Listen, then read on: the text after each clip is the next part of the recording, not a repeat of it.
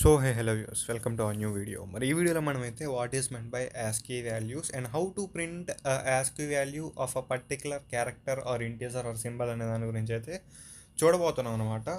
So మరి ఈ వీడియోలోకి వెళ్ళే ముందు నాదొక చిన్న రిక్వెస్ట్, మీరు కనుక మన ఛానల్ ఫస్ట్ టైం చూస్తుంటే డెఫినెట్గా సబ్స్క్రైబ్ అనేది చేసుకోండి. అండ్ అదేవిధంగా ఈ వీడియో ఏదైతే ఉందో దీన్ని మీ ఫ్రెండ్స్ ఎవరైతే ఇంజనీరింగ్ చదువుతున్నారో వాళ్ళకి షేర్ చేయండి, దాని ద్వారా వాళ్ళు కూడా నేర్చుకుంటారు. సో మరి వీడియోలోకి వెళ్ళే ముందు ఈ వీడియోకి వచ్చేసి ఒక 100 లైక్స్ని అయితే టార్గెట్ అయితే పెడుతున్నా. సో లైక్ టార్గెట్ని అయితే కంప్లీట్ చేయండి, సో దట్ మేము ఇంకా మంచి వీడియోస్ని అయితే పెట్టడానికి అయితే కుదురుతుంది. సో ఫస్ట్ మనం వాట్ ఈజ్ ASCII అన్న దాని గురించి అయితే చూద్దాం. American standard code for information interchange అనమాట. ASCII ఫుల్ ఫామ్ ఏంటంటే ఇది, ఇంటర్చేంజ్. సో ఇవి ఎందుకు ఉపయోగపడతాయి అంటే కనుక they are the numerical representations of different symbols, letters and digits.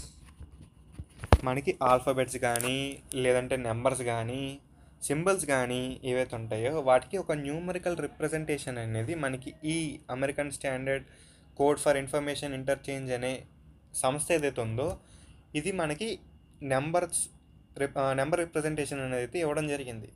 మనకున్న లెటర్స్కి, సింబల్స్కి, డిజిట్స్కి ఆ వాల్యూస్ ఏవైతే ఉన్నాయో, సో ఆ నెంబర్స్ ఏవైతే ఉన్నాయో వాటినే మనం ASCII వాల్యూస్ లేదా ASCII వాల్యూస్ అని చెప్పి అయితే అంటున్నాం అనమాట.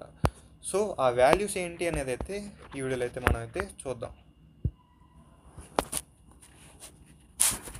సో మనకి అప్పర్ కేస్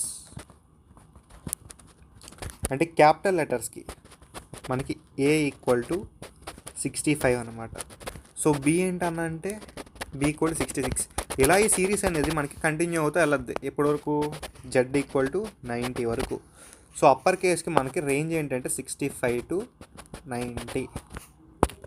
అదేవిధంగా మనకి లోవర్ కేస్ స్మాల్ a = 97 అనమాట. So this will continue up to Z = 122. Digits కనుక చూసుకుంటే మనకి 0కి ASCII వాల్యూ ఎంతంటే 48. So this will continue up to 9 = 57. Symbols కనుక చూసుకుంటే మనకి ఎక్స్క్లమేటరీ సింబల్కి వచ్చేసి 33, @ సింబల్కి వచ్చేసి 64, హ్యాష్ సింబల్కి వచ్చేసి 35, డాలర్ సింబల్కి వచ్చేసి 36, అదేవిధంగా పర్సంటేజ్కి వచ్చేసి 37 అన్నమాట. సో వీటినే మనం సింపుల్గా ASCII వాల్యూస్ అని చెప్పి అయితే అంటున్నాం. So these are the list of ASCII values అనమాట, like ASCII values for letters కానీ, డిజిట్స్ కానీ, అదేవిధంగా సింబల్స్.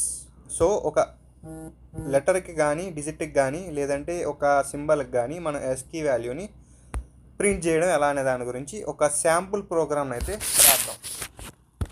ఓకేనా? Hash include studio.h which is our header file, main function and ఇదంతా బాడీ అనమాట. మనం బాడీలో రాయాల్సింది ఏంటంటే సింపుల్, మనం ఒకటే రాయాలి, printf %d, a అని రాసామనుకోండి, రిటర్న్ 0.